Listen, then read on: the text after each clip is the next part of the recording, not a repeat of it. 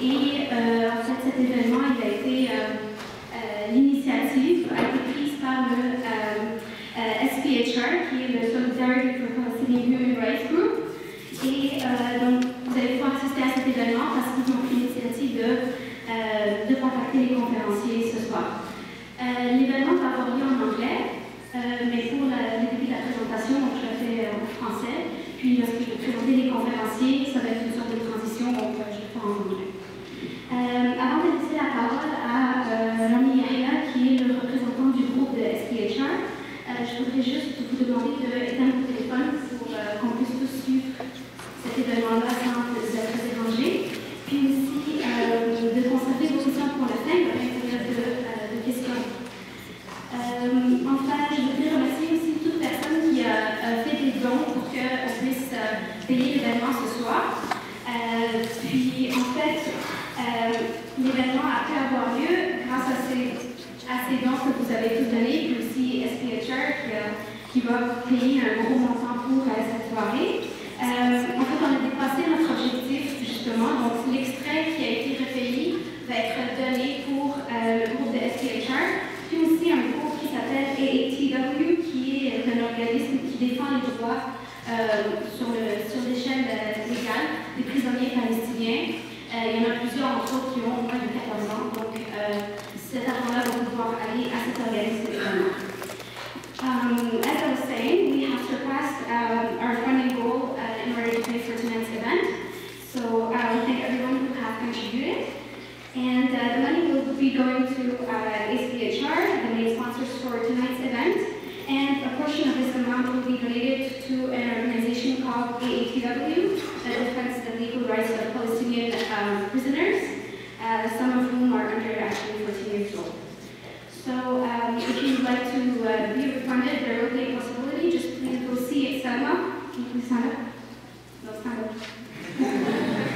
Yeah, at the end of tonight's event. So I would like now to present our speakers. So Iran Ifrani here is an investigative researcher into the Israeli military.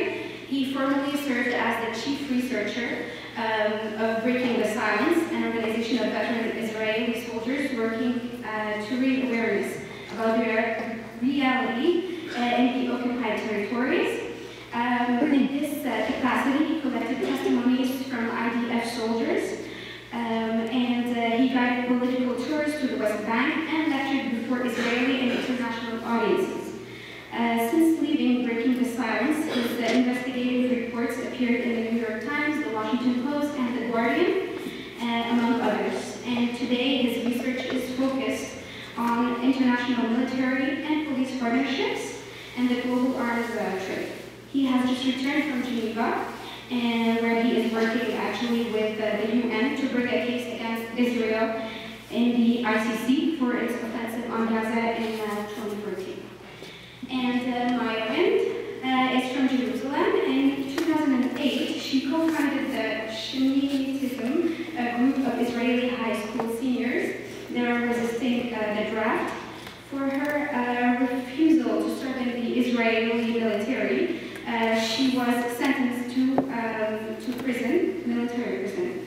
And since her release, she has been active with the Israeli-Palestinian collective Anarchists Against the Wall. And she actually worked with a number of civil society organizations, including the Israeli Committee Against House Demolitions and New Profile, also the feminist movement for the demilitarization of Israeli society. She is currently a doctoral student in social and cultural analysis at NYU and researches counterinsurgency technologies and global militarism. So I would like to ask you.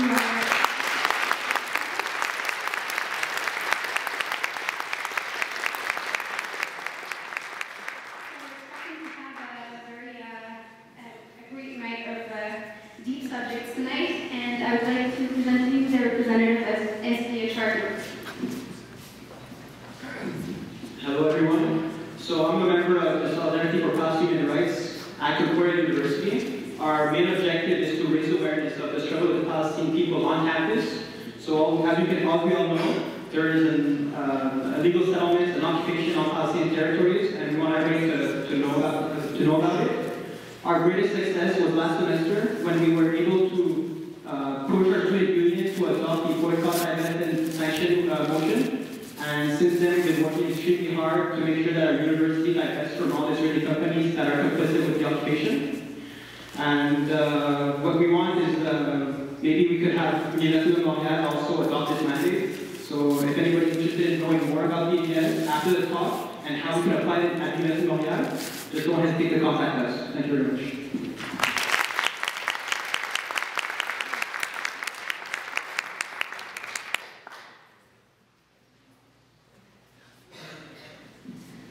Bonsoir tout le monde, je me présente, mon nom est Israéliens. Donc aujourd'hui on est là pour vous présenter un événement qui va se produire, qui va prendre place le 11 avril du mois prochain sous les yeux de Palestine. Dans le fond, c'est un spectacle bénéfice culturel pour la cause palestinienne. On a un invité d'honneur qui est le Dr Aziddin Aboulaïch, donc 3 fois nominé pour le prix Nobel de la paix. Puis on va aussi également avoir de la musique traditionnelle, du chant, etc. Donc la vente des billets, ce serait à 15 $ pour les étudiants et 100% de la vente des billets va aller à l'organisme Daughters for Life pour financer les études et la santé des jeunes filles en Palestine. Donc voici un mot qui va vous expliquer en anglais. Okay, so c'est le même message en anglais. So basically what it is, it's a charity show, which is going to be cultural. There's going to be poetry, music, food, and anything to think of. So make sure you come by. $15 for students. It's not expensive. And $20 for adults. So make sure you come by. There's, as I said, it's 3-time nominee for Nobel Peace Prize. It's going to be there. Make sure you check it out. And also our group with this guy right here. You see the guy with the blue jacket? This guy is going to be performing too. So make sure you check it out. So yeah, enjoy the show.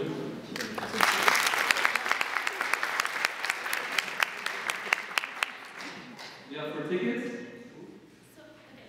So if you need tickets or if you're interested in the show, you can contact Sonia or there's Musa or me or Omar. So basically you can check our Facebook page with all the information.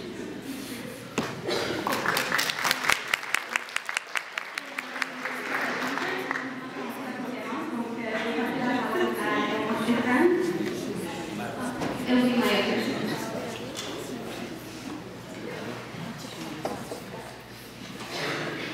Hi everyone. Okay.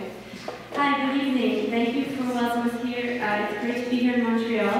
I just want to start by saying 2 words about the security that is present at the event.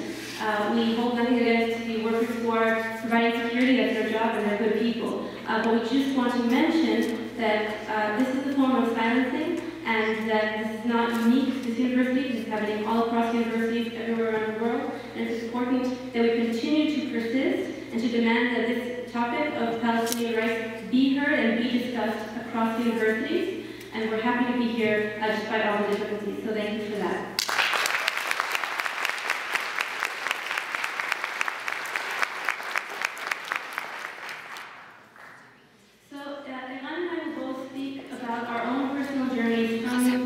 Zionism, where we invariably began, and to the place that we now occupy today, both politically and in terms of our particular projects and political work. And then we're going to be plenty of time for discussion and questions and answers at the end, so we hope that you stay, because we always like to hear back from you about what you are thinking and feeling about this issue. So please say, without further ado, Iran. Hi.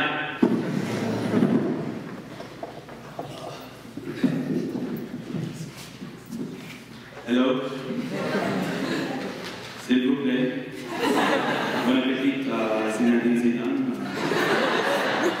That's all. I don't know anything else, I'm sorry. That's all I can give you. Good evening, how are you doing? I'm so happy to be here. We did make something that seems to us like a political silence or something, someone trying to do a political silence on this event, someone trying to hurt this event. And it's coming from the top. It's not the first place it's happening. So we're so happy that Amnesty in your school fought against it, that you guys decided to fight against it and be here, and we're so happy to be here and do this event. because they were trying to silence us and we're refusing to be silenced. So it's going to be a good evening for all of us.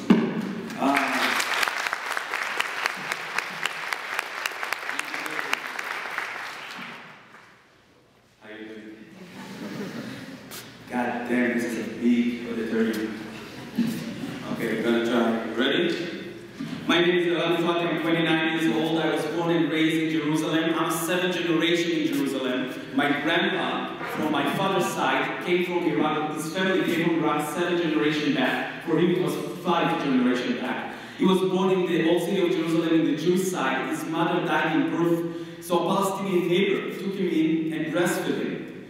He grew up knowing that he is a Palestinian Jew. This is how he saw himself. He had Palestinian friends and Jewish friends, Palestinian family and Jewish family. He knew Arabic before he knew Hebrew. He understood that his identity is something more complex than his religion or his ethnicity. It's something that combines the both. And that happened something like 100 years ago. And today we're going around the US and Europe and hopefully now Canada, and we're hearing from people that Jews and Palestinians cannot live together at the same place at the same time, and I think it's so ridiculous. Because my grandpa already did it 100 years ago. So these lectures, like a lot of lectures, for me is dedicated to the memory of my grandpa. So I was growing up in Jerusalem in a very militaristic Zionist home, a regular militaristic Zionist home, I think like most homes in Jerusalem or in Israel. I grew up with one brother who was officer in the Israeli army in a special unit of the paratroopers. My mother was an officer in a special unit in the Israeli army. My father was a very high officer in the Israeli army, and until last year, he was the head of investigation of the Jerusalem police. Before that, he was the head of investigation of the West Bank police for Israel. So I'm coming from a good background, and I was supposed to be the next one in my family to become an officer, and I was looking forward to it. I grew up in my house. Was my family, and with my grandma and grandpa from my mother's side, both Holocaust survivors. So my family from my father's side came from Iraq, 7th generation back. My family from my mother's side came from Hungary after the Holocaust, both the only survivors of their families from the Holocaust. My grandma was an Auschwitz survivor, and growing up with my grandma in the same house really shaped the way I saw the world as a young boy. I think in a very early age, I understand what trauma looks like. And it started in waking up in the middle of the night from screamings of my grandma. My grandma used to wake up every night screaming from nightmares. She would wake up and just scream and scream and scream. And all of the house would just woke up. Me and my brother would woke up in a room terrified because we don't understand what's going on. And my mom used to run into our room and try to calm us down and try to explain to us why do grandma screams, what is the Holocaust, what is Auschwitz, why do everybody hates us, why do they still hate us, why everybody wants to kill the Jews. This is how I grew up, and I became very fast, very intrigued with the story of the Holocaust, but maybe even more than the usual kid in Israel. I started reading everything that I can. In the age of 15, I already read Mein Kampf twice, and in the age of 17, I found myself in a delegation to Poland with the rest of my friends from high school. Like most of the kids in Israel, like the rest of the kids in Israel, the ones that can afford themselves, I found myself in a delegation of 2 weeks going from camp to camp in Poland, learning about the Holocaust. And the last camp in our trip was Auschwitz, the camp that my grandma survived and all of her family were murdered. And in some point, I found myself in the same hut that my grandma used to sleep in. And for me, it was a very, very emotional moment. For me, it was a moment I was waiting for the last 6 or 7 years. And I find myself in that hut getting a letter from the guides, a letter that my grandma decided to write me when she was still at home. And my mother gave to the guides to give me in Auschwitz. And it was such a special moment for me. And the letter was the most sweet and sensitive letter I could imagine getting at that moment. The letter basically said, Irani, you're such a sweet little boy, and you're so cute, and you got such a big heart, but I'm a little worried about you. I'm worried that maybe you're a bit obsessed about the Holocaust. I'm worried that you're losing your childhood because of that. I'm worried because it's not your fault that the Holocaust has happened. You need to learn whatever you can to understand what happened there, but you can't take it upon yourself that the Holocaust has happened. And I don't know if it makes sense right now, but for me, that's exactly what I needed to hear at that moment. It was so right for me, that's all I needed to hear. And I was so emotional that I decided to read the letter to the rest of my group and the guys. And I'm reading in the letter, crying, and when I'm finishing, one of the guys came up to me and said, "Well, Eran, you know what your grandma really want to tell you in the letter though, right?"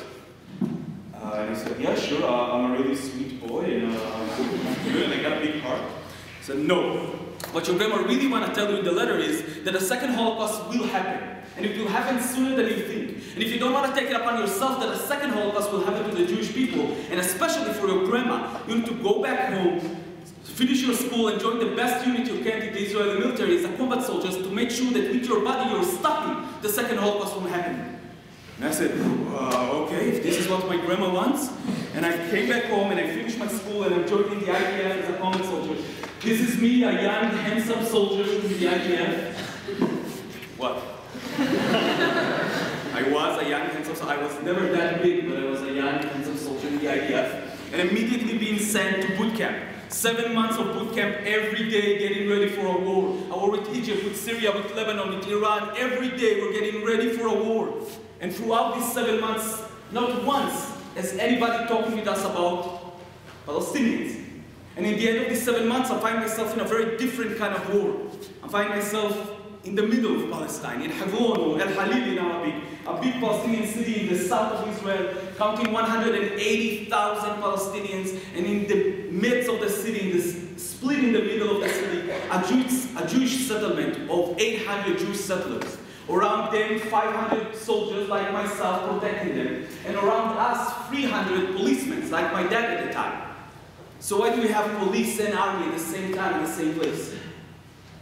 Well, basically because we got two different kind of human beings at the same time, at the same place. We got the Jewish settlers that although they're outside of the official borders of Israel, they are Israeli citizens. And getting all the perks of being Israeli citizens, like having the police handling their business. But just next to them, next street over or next building over, sometimes next apartment over, there's the Palestinians. And they are, of course, not citizens of any states. They are living under our rule, our military rule on the ground. And very fast in Hebron, I will understand what was I supposed to do. I'm getting into Hebron and marching on only Jewish streets, only walking Jewish streets. Palestinians cannot walk on the streets. I'm seeing the segregation for the first time in my life. I lived in Israel and Palestine for 19 years, but that was the first time I understood how segregation looks like. Because in the rest of Israel it was very bland and I couldn't notice that. But marching into Hebron, all of a sudden was so clear. Everything is separated, everything is segregated. There's this side and this side. And one of the first weekends of my time in Hebron, I will learn how this segregation is supposed to work. After 3 or 4 weeks in Hebron, there's a special weekend in the city. There's a holiday, a settler Jewish holiday. The holiday basically is about how the Jewish people control the city or own the city of Hebron. And there's hundreds of thousands of Jewish settlers and Jewish people from Israel coming from all over the state, Palestine, Israel, to Hebron to celebrate in the streets. So to protect these hundreds of thousands of people in the streets in Hebron, what do?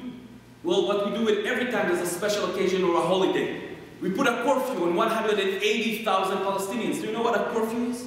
Or maybe what the difference between a curfew and a closure or a siege? So a closure, for example, is something that happens right now all over the West Bank for election day. Every special day, election day, holiday, or important events like, for example, your Prime Minister will come to Israel to meet our Prime Minister. All of the West Bank will immediately go into closure. Closure means that we're closing all the Palestinian city from inside out. Nobody can go in, nobody can go out. But inside the city, people can pretty much continue their life. They can go freely to stores, to visit family, and so on. They can move inside the city, just not in and out. A curfew is a very different thing. A curfew means that wherever you are, at that moment when a curfew is being declared on the streets, soldiers are walking down the streets and screaming curfew, this is where you are. And you're stuck for the next a few hours, or a few days, or a few weeks, or a few months. That already happened in the past in Hebron. And a curfew is being down in Hebron that weekend like a lot of other weekends. And this is my job to make sure that 180,000 Palestinians cannot leave their home or wherever they were at the moment that we declare curfew. But to do that, and that's kind of big of assignment, we need a backup. So we got another unit coming to back us up, a unit of specialized in terrorism, a counter-terrorism unit. In this unit in the IDF, I have one of my best friends coming to Hebron to help us, actually. And I didn't see this friend for months since I went into the Israeli army. And for me, it was like a special moment, somehow surreal moment to see a friend from back home. But we can never really talk because I'm doing all the day shifts, going around. And I hang up the phone and I'm running into my officer's room. And I'm just barging in and I'm saying, man, what are we going to do with the father that is tied to the entrance of the base? And my officer is looking at me and saying, which guy? And I'm saying the guy that we arrested 3 days ago is still there for 3 days. He said, oh, right, he's still there. Yeah, you can release him. And I'm saying, what do you mean I can release him? And he said, that's cool, he learned his lesson. He won't do anything stupid again. You can just release him back home. And I'm saying, wait, I don't understand, what do you mean release him? We need to send him over to a police or another unit to investigate him, right? Maybe he's a terrorist. We just arrested him because he's a threat of terrorism. This is what we do, we're stopping terrorism. This is our job. And my officer is just looking at me and saying, Iran, come on. Stop the bullshit, I don't have time for it, get out. I'm saying, wait, I'm trying to understand, what do you mean learn his lesson? Are we teaching lesson? What do you mean? And my officer is just looking at me and saying, okay, listen, Iran, of course we're stopping terrorism. This is what we do, but how do we stop terrorism? I'm saying, I don't know. And my officer is just looking at me and saying, we can stop terrorism by creating terrorism. We are terrorizing everyone in Hebron until they are afraid or don't have any time to do any terror attacks. If they are on the run all the time, if they're feeling that we are behind them all the time, going in, arresting them, shooting at them, being there all the time, nobody can have the time or the willing to do any terror attack. We're terrorizing them, so they cannot terrorize us. Isn't it brilliant? I said, yeah, that's brilliant. And I'm leaving his room, and I'm going into the father, the entrance of the base, opening his hands and eyes.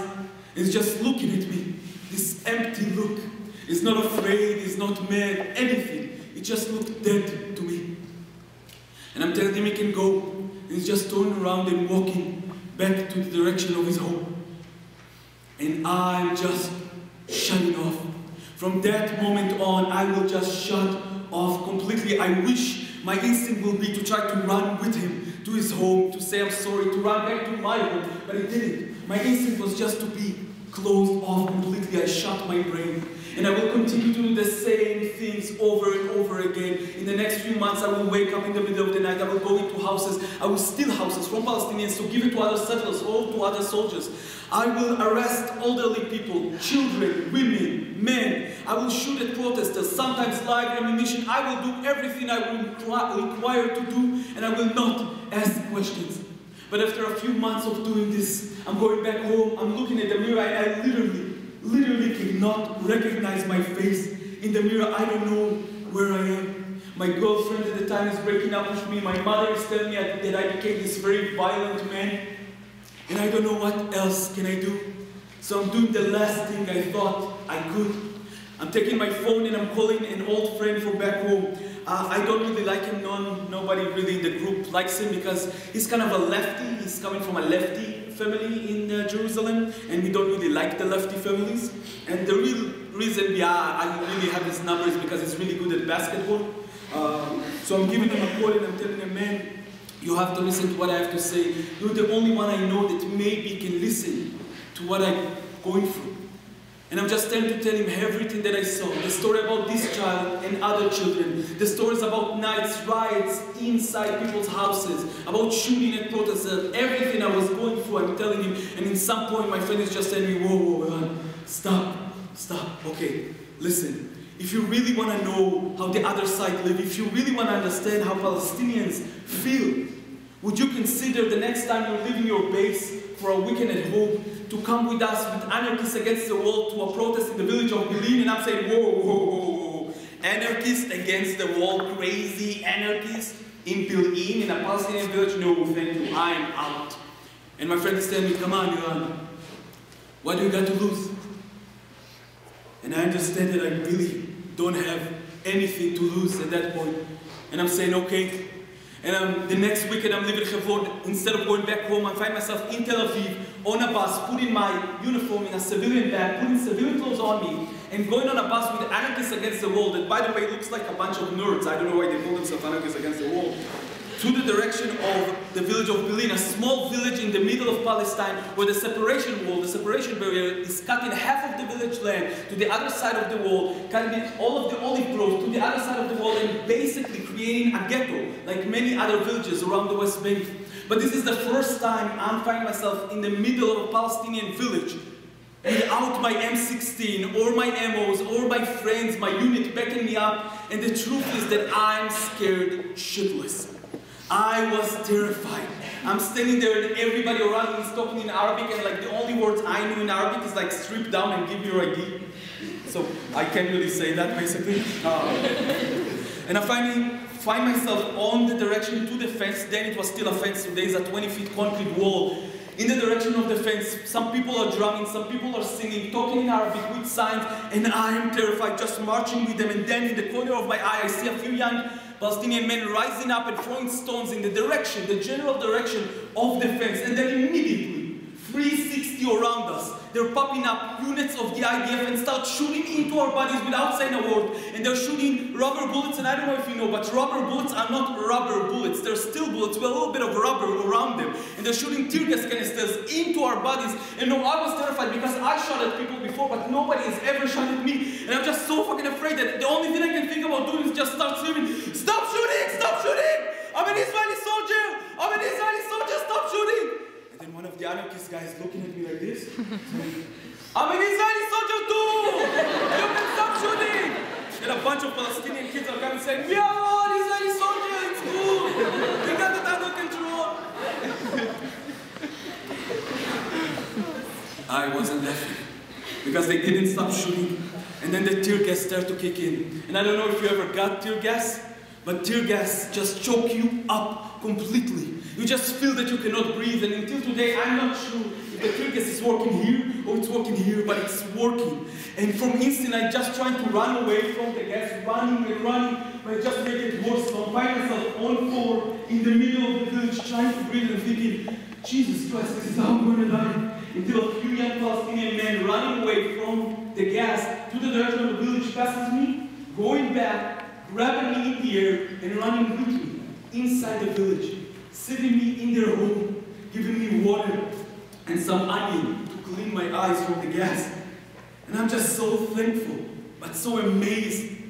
And I'm just sitting there, thanking them, feeling that I can breathe, getting out and going back home. And I knew this is it for me. I am done. I'm not going back to shoot at any more people ever again.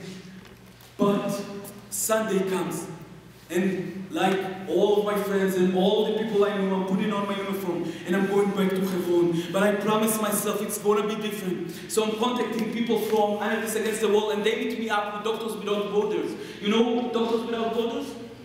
So Doctors Without Borders in Israel are in a very specific situation. You see, the Israeli army let Doctors Without Borders get passes and medicines for Palestinians that need to go through checkpoints. All the Palestinians in Palestine need to go through checkpoints to Israel proper or across the West Bank to get to a hospital. And they need passes, security passes to do so. And they also need medicine that they cannot reach. And Doctors Without Borders are trying to get them all of that. And the Israeli army does let Doctors Without Borders get permits. But then the Israeli army just need to make sure it doesn't let anyone from the Doctors Without Borders organization to cross the checkpoints himself to give the passes and the medicine. And this is how the IDF is protecting himself from a legal standpoint. And this is where I go into the picture. In the next 3 months, I will find myself in Hebron and later on in South Hebron, sneaking out the base in the middle of the night, going into houses still in my uniform and in my gun, knocking on the doors and being guessed in, and giving people medicines and some documents to go through checkpoints, and talking with them, hearing their stories about what it really means to live under a military occupation. And after a few weeks of doing that, I'm meeting a woman that I know has cancer in some stage. I know that because my mom is dying out of cancer back home in Jerusalem, and I can notice exact symptoms that are living in both women right now. And the first thing I'm telling her is, I'm so sorry about your cancer. And the woman is looking at me and saying, what are you talking about?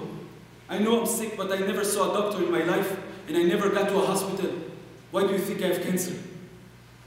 And I understand that this is it. I have to go out and start fighting this thing from outside.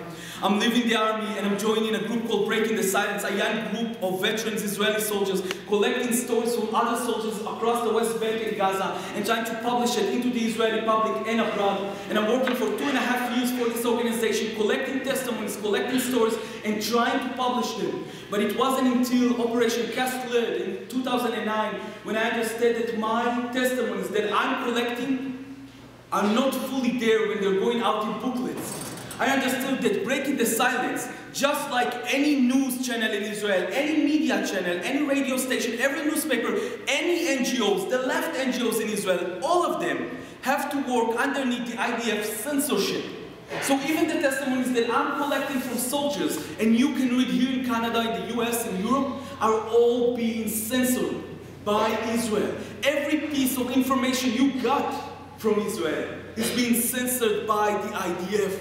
And I understand that I cannot continue working for this organization, and I'm leaving Breaking the Silence, and I just continue to do the same job on my own. I'm collecting testimonies from hundreds of soldiers, from officials in the security industry, but instead of going back to Breaking the Silence, I'm publishing them abroad, in blogs in the beginning, and then in places like the New York Times, or the Guardian, or the Washington Post, and all over. I'm publishing my stories, and then I'm encountering a few strange stories. After a few months of researching, I discovered, do you remember those young men that threw stones in the beginning of the protest? I discovered they were not Palestinians, not the first ones anyway. They were an undercover unit of the IDF, Arab Jews like myself, looking like me, sneaking into Palestinian villages in disguise and starting riots. So the Israeli army will have a good excuse to start firing the place up. But I couldn't really believe it, because why would they want to fire the place up? And I'm doing more research, and then I encounter a very strange story about how Israel sold a new tear gas canister to the government and army of Singapore and the police of Singapore. And this new tear gas canister, according to the website of the Minister of Security of Defense in Israel, is the best tear gas canister ever produced and was tried by the IDF and was considered to be the deadliest tear gas ever. And I'm saying, wait. How the hell can they know it's the deadliest ever? Who the hell is trying on him this? And then I understand. For years, we were trying our weapons on Palestinians before selling them away abroad. We were trying our weapons every day in the occupied territories before selling them across the world. But I just refused to believe that my country, my government is doing that. So I just went deeper and deeper, and the deeper I went, the shock just got bigger and bigger, because instead of an occupied land, what I see is a huge laboratory. And in this huge laboratory, I understand for the first time in my life that I was not a soldier, I was a doctor infusing poison. And the Palestinians on the ground were lab rats running around in circles.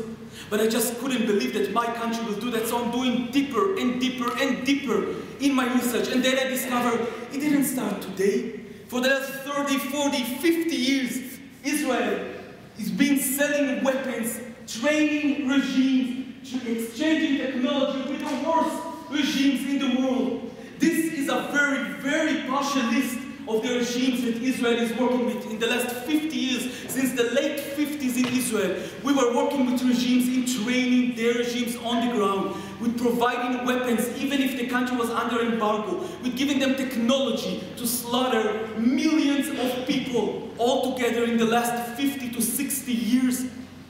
My country was doing all of that, and my body just started feeling sick. I felt sick all over, not only because I was a part of it. I felt sick because for the first time I understood that this is not about religion, and it's not about land. It's about money. A lot of money. And that scares me more than everything. And realizing that feeling that night stayed with me for years. Until last year, when Maya and me were across the US doing lectures similar to this one, And in March of last year, we heard that Rafael, the biggest weapon company in Israel, CEO, came out to the media and said that his company, the biggest weapon company in Israel, has just lost some money. They didn't match their financial standard for the years 2013 and 2014. The last time it happened, it was more than a decade ago. And that was a very bad sign. Because when a weapon company is losing money, something bad is going to happen.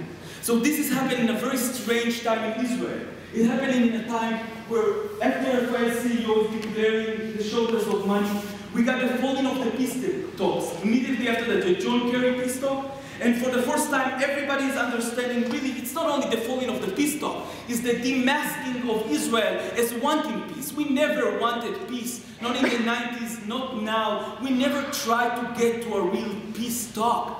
So all of a sudden is exposed to the rest of the world, to the sea. And if that's not worse enough, Hamas and Fatah are joining in a unit government for the first time in decades. Something that Israel is very afraid of, because since we helped establish Hamas in the late 80s to fight Fatah, try to keep them very separated from each other. And for the first time, they're joining in unity government to resist Israeli occupation. And we are shaking in our boots, literally.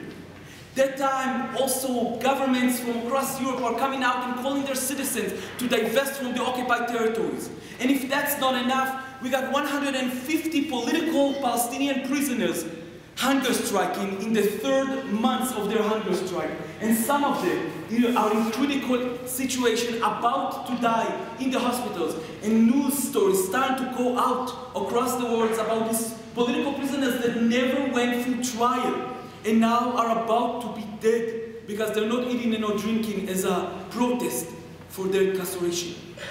And if this is not enough, we got two very big corruption stories in Israel. One in the heads of the police and one in the heads of the government. And a minute before the stories are popping out and going crazy, the government is just shaking. Everybody's talking if the government will continue to another term. Everybody are shaking in Israel, and then an amazing thing happened. And I'm not cynical when I'm saying an amazing thing happened. A real amazing thing happened to the government of Israel.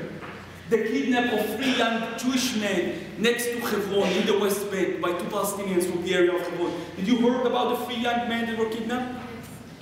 The 3 young men are being kidnapped in a bus station next to Hebron by 2 Palestinians, and immediately Israel responded with an operation in the West Bank, just starting going into house after house for 3 weeks, arresting more than 9,000 human beings, hundreds of children being arrested, demolishing dozens of houses. The Shin Bet, the secret agency of Israel, starting to torture people, to get information about where these 3 young men are. In the same time, we start bombing in Gaza. Every day for 3 weeks, we're bombing in Gaza.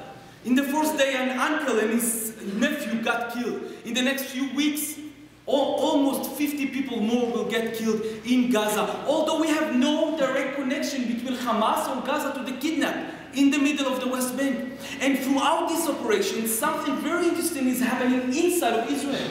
Buses and buildings all around Israel is being covered with a new slogan. Nobody knows who sponsored that, but there's a new slogan. The slogan named #Bring Back the Boys. Not in Hebrew, not in Arabic, obviously, in English. Bring back our boys, making us, the citizen of Israel, the ambassadors for all of the operation that will go on from now on. And thousands and millions of people are tweeting and Facebooking, where is the boys? We're sending the mother of these 3 young men to Europe to testify before the UN about the brutality of the kidnapping of their son. But you know what? Nobody told us something in the beginning of the operation. Nobody told us that an hour after the kidnapping has happened, the heads of the police and the heads of the government, of the Israeli government, knew that the 3 young men are already dead and being thrown aside somewhere in Hebron. They didn't tell nobody in Israel to justify their operation in the West Bank in Gaza. They didn't tell us so they can arrest thousands of people and bomb Gaza. They didn't tell the mothers of the kids that they were using cynically, that their kids are already dead. We know that because we have a police recording of one of the young men that were kidnapped, calling the police a few minutes after we went into the car, talking with the police in Israel and telling them we were kidnapped. The police volunteer in the police station scream to the phone, to the recording device, "I can't hear you, speak up." And the young man is trying again, "We were kidnapped." And he screams again, "I can't hear you, speak up." And this is when the two people, the two Palestinian men that captured the young man, that captured the young Jewish man, is hearing the conversation, turning around and shooting the three young men in the back. In the police recording that is available online, you can hear the shooting of the kids. And then you can hear a conversation going on in the front seat of the cars. And the conversation goes, one guy to the other, apparently the driver to the one next to him. "Why did you do this for? Now they don't worth anything. We just want to replace them for prisoners. We need to throw them somewhere." They knew all of that, but they used us cynically to start this operation, waiting for a response, a Palestinian response from Gaza. And after 3 weeks, this Palestinian response came in the form of missiles from Hamas to the south of Israel, and that was all they needed. Nobody was talking about the corruption. Nobody was talking about anything that happened before. You know why? Because we started a war on civilians. In the last 3 operations combined, there were less soldiers killed by Hamas or by any resistance, but more from our friendly fire. There are more soldiers in one operation got killed by Israeli friendly fire than all the last operation against Hamas together. We are so eager to shoot that we kill more soldiers than our enemy. And in this operation, nothing was supposed to be different. There was supposed to be no resistance on the ground. And this is why we sent, the Israeli army sent, the Golani Brigade, an armored vehicle named M113 into Gaza. It's an armored vehicle that we bought from the Americans in the late 60s. The late 60s, that means basically in today's technology, it was shit. Nothing. And in the first hour when they were going into the Sajaya neighborhood, they will discover that. They will get a missile from a resistant group inside Sajaya that will blow the armored vehicle away, killing immediately 6 Golani soldiers on the ground. 7 other soldiers will die in battles around Sajaya that night, leaving us with 13 soldiers killed in one night. Israel is shocked. Everybody in Israel is shocked and calling for revenge. And the government is hearing those calls and responding. The Minister of Defense, Moshe Bughi Ya'alon, is going out and saying we are taking off the gloves. The armored vehicles and the tanks units are getting in order to shoot at anything that moves on the ground. A very high officer in the Israeli army is coming out and saying, we are going to use the Dahya tactic. Do you know what the Dahya tactic is? The Dahya doctrine. Dahya is a neighborhood in Beirut, in South Lebanon, where in 2006, after 2 soldiers were captured into the neighborhood, we just decided to punish all of the neighborhood collectively. Just decided if we cannot find the soldiers, we will just kill as many people as we can so they will learn the lesson. The lesson means they cannot deal with Israel. Declaring a collective punishment on thousands of civilians, kids, women, elderly people at once. We did it in 2006 and we did it again in Sajaya this summer. We're bombing from the air, at least 121-ton bombs, according to the IDF, on different 120 targets on the ground in one of the most populated neighborhoods, in one of the most populated areas in the world, with more than 100,000 civilians on the ground at that moment. We're shooting 1,000, at least 7,000 shells from the ground, some of them with depleted uranium in them, into homes, into hospitals around Sajaya. We're shooting and shooting and shooting for 7 hours until we're killing 120 people. In the next few days in Sajaya, hundreds more will be killed. We will do it the same in Huz and Han Yunis, and then in Rafah, when another Israeli soldier will be captured in Rafah, and in a response, we will declare, the Israeli army will declare the Hannibal Directive. Did you heard about the Hannibal Directive? The Hannibal Directive basically means that there's nothing worse for the Israeli army than a captured soldier. We don't want to negotiate with Palestinians. We rather kill our own soldiers and make sure we don't need to negotiate. In boot camp, when I was going into the army, we learned that all you need to do, if you see a soldier being captured, is to shoot at him. Just kill him, make him, invaluable to his captures. But since I was in the army, things has changed. The Hannibal directive today is much more elaborate and much more dangerous. And this is why during Rafah, in the next few days, they will bomb the city out, flatten Rafah completely. They will shoot from the air for Apache and F-16. They will shoot from the ground, from tanks and armored vehicles. They will shoot from the sea, from submarines and ships, army ships. They will shoot and shoot and shoot, killing in a matter of 6 hours more than 150 civilians. In the next few days, they will kill close to 1,000 people in a few hours. Just to make sure that inside these 1,000 people, we also kill our own soldier. A few weeks after this operation, 3 weeks, there was a weapon exhibit outside of Tel Aviv. A weapon exhibit where one of the people going around and talking was Ofer Winter. Ofer Winter is the guy that charged, not Sajaya, but Rafah and Huza. He was the officer of the Givati Brigade. He was in charge in the area. And he's going around and showing weapons to different people in this weapon exhibit. 3 weeks after the operation was ended. In this weapon exhibit next to Tel Aviv, we had officials from all over the world, from Europe, from the US, and from Canada. We had officials from Canada, but not only from the government or the army. We had officials from your local police stations around Canada, coming to see the weapon that was used to kill thousands of people 3 weeks before that in Gaza. And all the weapons that were used in Gaza have a label saying, proven at battleground. And they're looking, taking a look and saying, we can use this or not use that. They're doing this because in the last few years, in the last 2 decades to be exact, all of the polices around the world are becoming more and more militarized. If you're going outside and seeing your police looking like an army, if you're doing a strike in a university and you're getting tear gas for that, it's not because this is a civil protest and the police is handling it. It's because you became the enemy. For years, we were going around and every one of us were trying to work in his own community against his own crimes, against his own government and his own oppression. But it didn't work. You know why? Because they, the government, the police, the army, they were working together, they were organizing together to oppress us. And we need to organize together to resist them.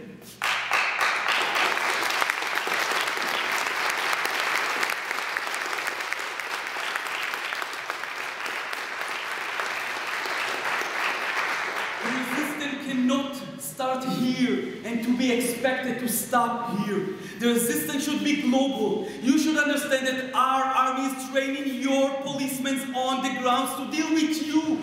When they're coming back home, you are the enemy. For me, resisting together starts with the boycott, divestment and sanction movement, the BDS movement, that the Palestinian civil society get out in 2005 calling for everybody to boycott the state of Israel.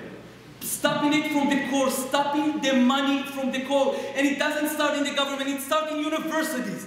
It starts here in your pocket. It starts with every university in Montreal. And what is connection to the universities in Israel is getting sure that they will understand that they will suffer in their pocket. Because if the money will get out of the equation, you will be amazed of how fast land and religion won't see so important, just like 100 years ago. If you want to stop oppression here, we need to start oppression there. So this is why I hope you will join us for the call for boycott, divestment, and extension on the state of Israel. And thank you very much for your time.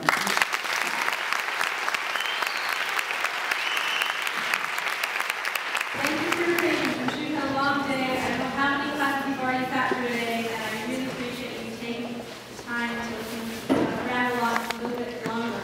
I'll try to keep my remarks shorter so that we really have time for discussion.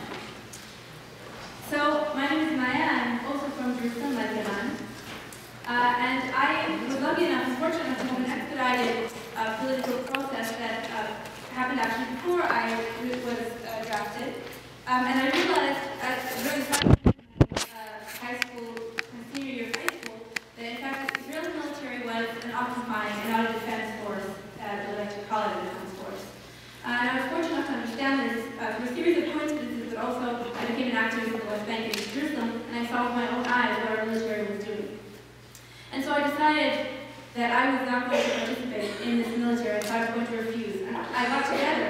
with 9 other peers from around the country that we found each other quite by coincidence, and we decided to form the 3rd resistance movement of high school seniors to the Israeli draft in the history of the state of Israel. That was back in 2008. And we wrote a petition to the government explaining why we as young high school seniors were not going to participate in the army because of the occupation of Palestinians, and that we would not repress them for the government. And we went around high schools all around the country and tried to recruit many others to join our movement to create a mass movement of resistance of high school seniors. Unfortunately, our call was not well heard, and we remained a small number of students, but nonetheless we decided that it was so important for us and we were so outraged by the injustice against Palestinians that we would rather give up our own freedom than take away the freedom of others. And so we decided that each of us in turn, on the date of our draft, would go publicly to the induction base at the Center of Israel in Tel Aviv, and in a public act of protest would refuse service and face the consequences which we knew would be prison. The date of my own draft I remember very well. I arrived at the induction base in Tel Aviv, along with some of my peers from the movement. We had signs and banners, and I marched into the induction base, and we were all formed, we had all the people who were inducted that day with me. It was a group of women. We all stood and we all got off the bus at the base, and then a soldier came up and started barking at us and said, "Welcome to the Israeli army, you're under my command now, and the first thing you need to do is get out there and form 2 straight lines." And I was prepared for this day. I knew that I was in fact going to go and refuse service.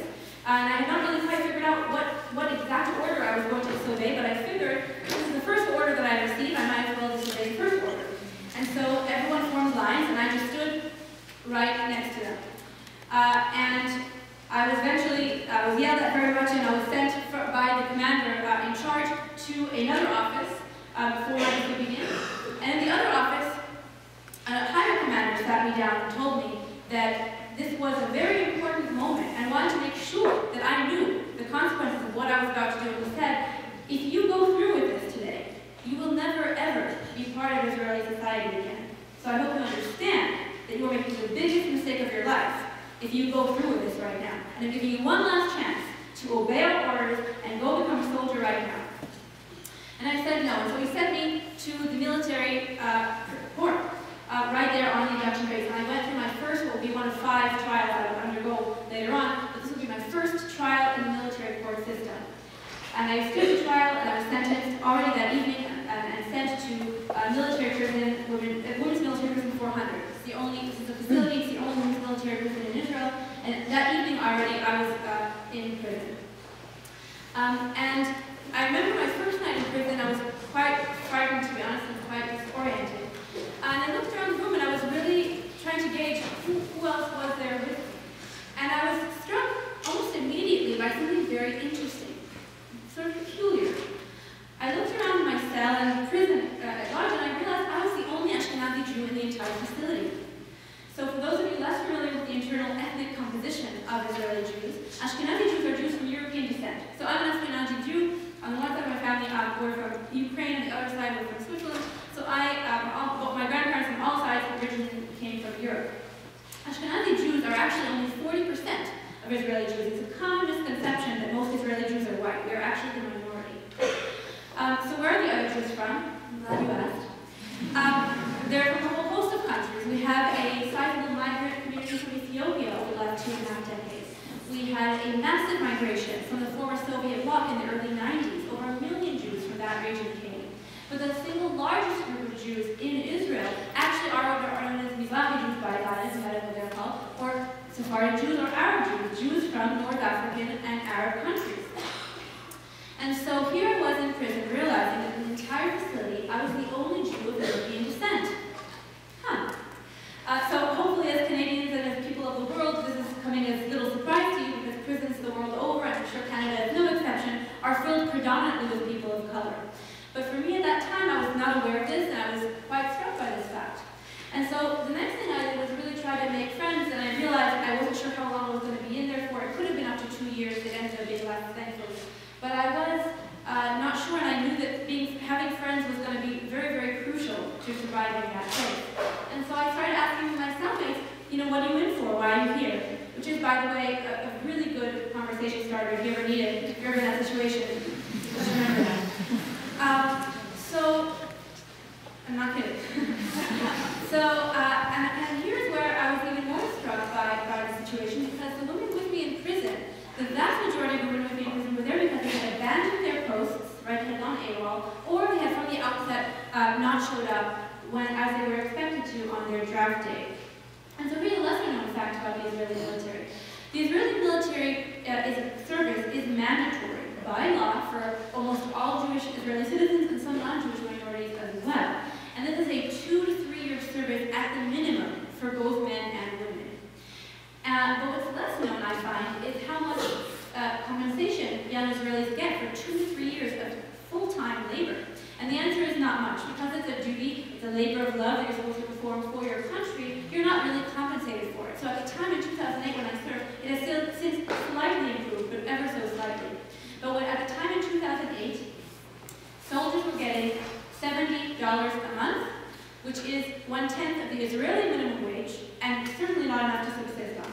And this is particularly true for the women with me in prison, who were women of color, immigrant backgrounds, many of them, all working class women, many of whom were relied upon by their families as sources of income to help care and raise their siblings, some of them had single mothers. $70 a month was simply not going to cut it for these women. And so these women abandoned their posts to try to find, at the very least, minimum wage jobs outside of the military, and were basically punished as a result, punished for being poor. And this, for me, was an important reason I'm telling you this story, is because this moment helped me come full circle to understand why it was really important that I was there in prison. Because when I initially refused, because I was opposing the occupation. At that time, I thought of the occupation as a problem that began in 1967, right, when the Israeli military effectively took control of the West Bank, Gaza, and the East Jerusalem.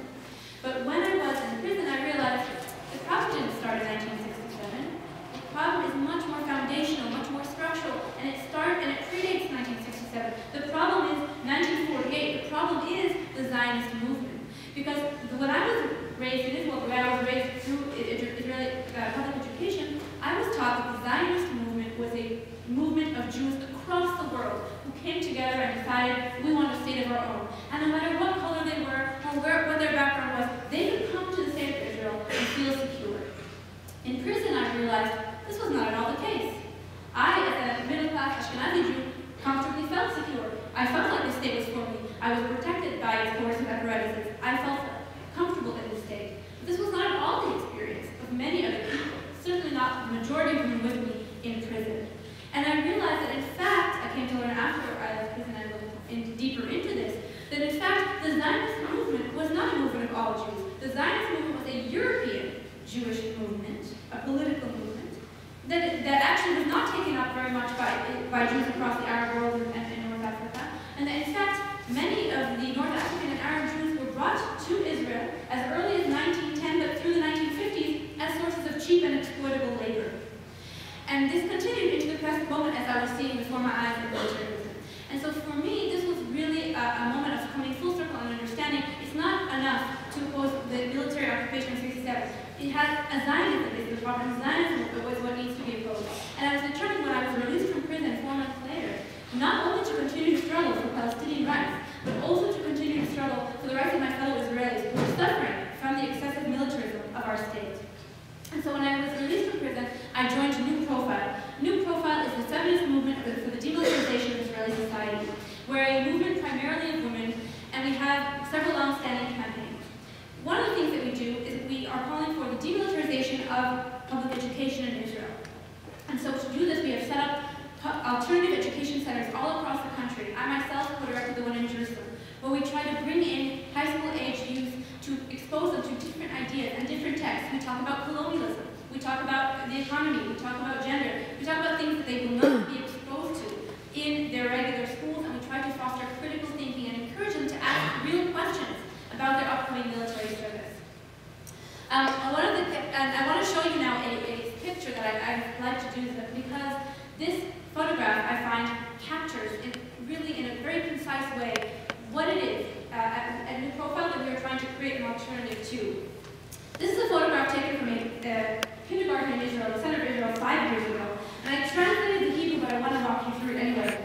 It starts with the question, who wants to kill us? And then from right to left, a list of people who supposedly fit this description.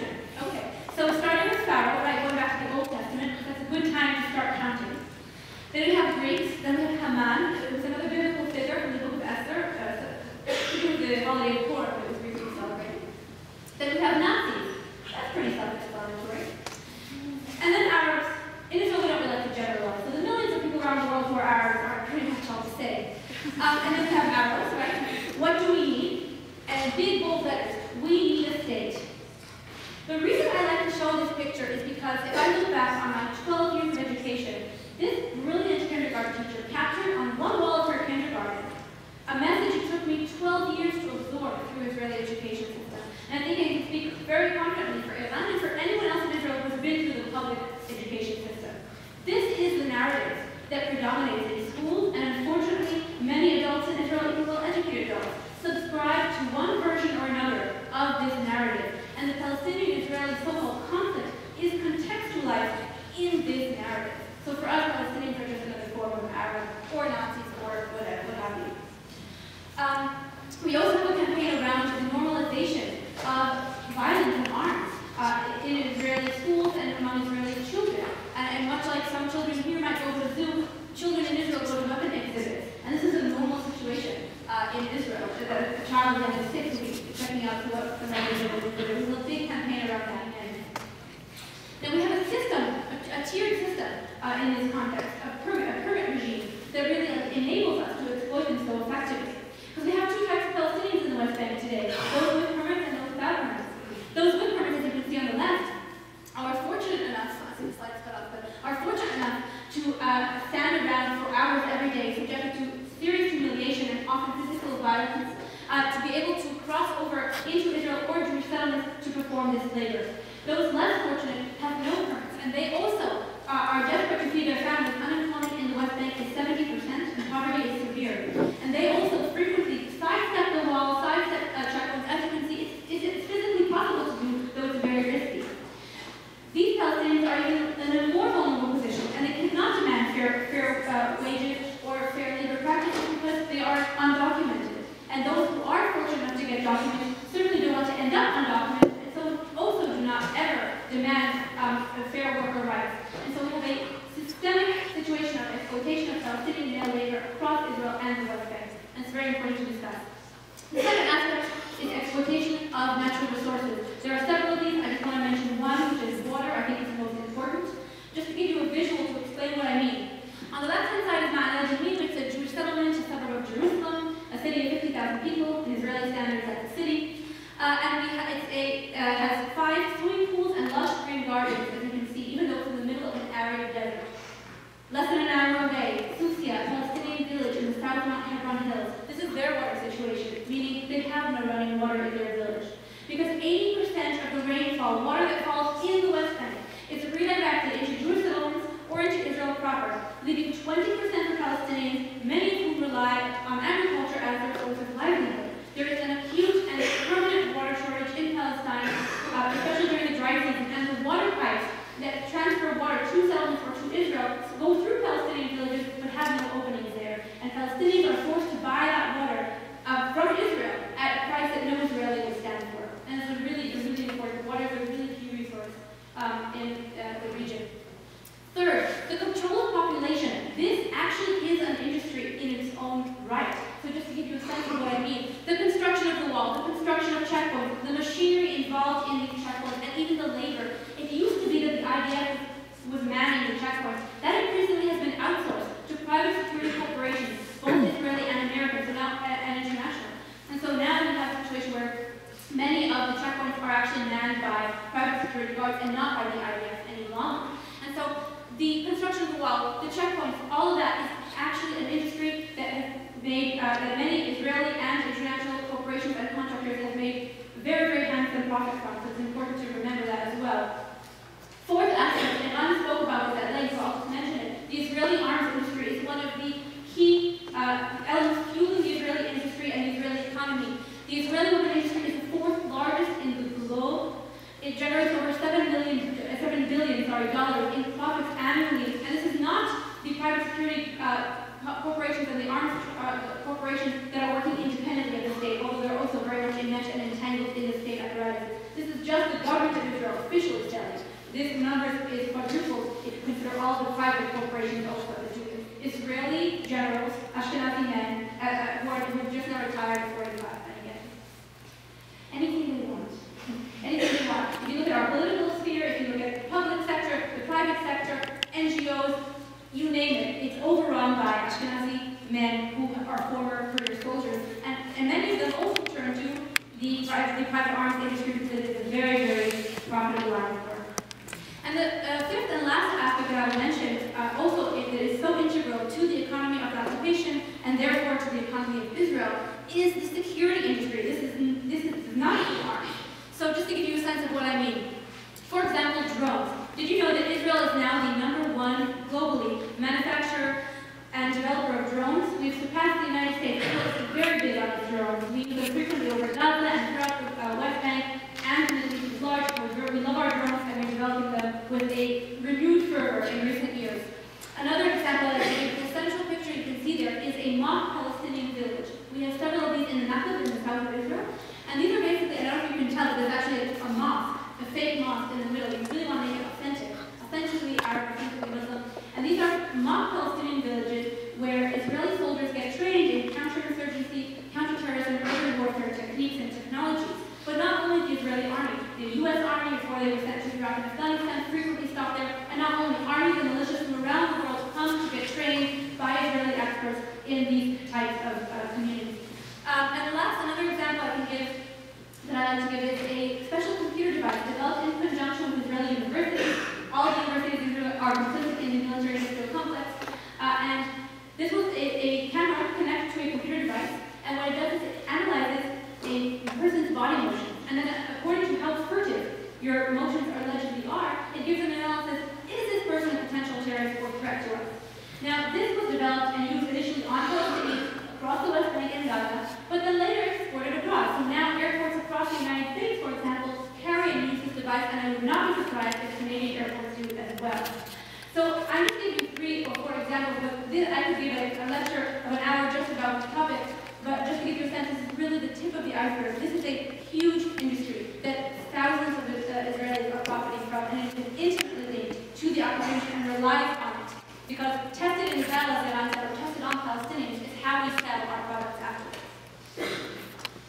I want to just mention a few more words. I spoke about what happened in Gaza this summer, and it's important not to forget also what happened in the West Bank and what happened particularly in East Jerusalem. And I think it's also important that we in our movement be clear on what it was that happened this summer, because according to the mainstream news sites all around the world, you could have been mistaken to believe that what happened last summer was some sort of war. In fact, it's very important that we not submit to this kind of propaganda. This was not a war. This was another manifestation of apartheid, a particularly brutal manifestation of Israeli apartheid, but it was just one more manifestation in a series of others of Israeli apartheid. And one of the most important things to remember is one of the distinctions from the Israeli perspective between the Gaza Strip and the West Bank is what kind of function Palestinians have for us. Why is it that we are allowing ourselves to bomb in Gaza in a way that we would never dream of the West Bank, in addition to the fact that we have Jews still living in the West Bank? Is because since 2005, since Israel removed the settlements from the Gaza Strip, Palestinians in Gaza are worthless to us. They are no longer workers. We now have a very, very negligible amount of workers, Palestinian workers coming out from the Gaza Strip. They used to be very central to our economy. They are no longer. Now we really rely on East Jerusalem and West Bankers to do this labor. So what does it mean from the Israeli perspective that the Gaza people do not perform any labor for Israel? It means they're disposable to us. It means that we can kill them and we have no economic incentive preventing us from doing so. This summer, particularly brutally, not only in Israelis sitting around in armchairs, in lawn chairs, in the south of Israel, watching us bomb Gaza for entertainment, but also Israelis taking to the streets, taking law into their own hands. And what we saw this summer were the kind of lynchings that I had never seen in my life, and I am from Jerusalem and I grew up there, and it was horrifying to me, because what we saw were moms, literally moms of young Israeli men, walking around West Jerusalem looking for Palestinians to lynch, and they were beating them up if they found them alone. And this culminated in brutal deaths, such as Mohammed Abu Dail, who was a 16-year-old Palestinian boy from Shufat that was forced to drink fuel and then burned